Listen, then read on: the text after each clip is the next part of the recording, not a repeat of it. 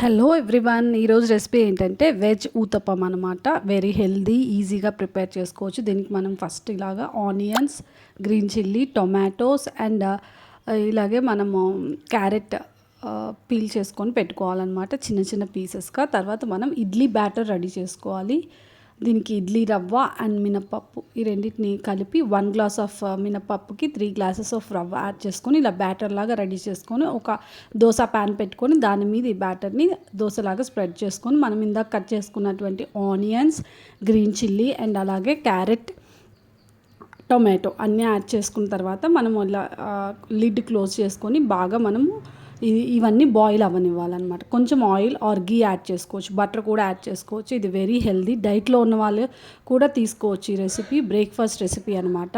తప్పకుండా మీరు అందరు ట్రై చేయాలి. అండ్ ఇలాగ మనం బాయిల్ చేసుకున్న తర్వాత టర్న్ చేసుకోవాలన్నమాట. కొంచెం ఫ్రై అయిన తర్వాత ఇలా టర్న్ చేసుకోవాలి. టర్న్ చేసిన తర్వాత మళ్ళీ మనం లిడ్ క్లోజ్ చేసుకోవాలన్నమాట. తప్పకుండా మీరు అందరు ట్రై చేయండి. Please subscribe to Alekhya's kitchen Indian recipes. Thank you so much everyone for watching this video. Thank you. Bye bye.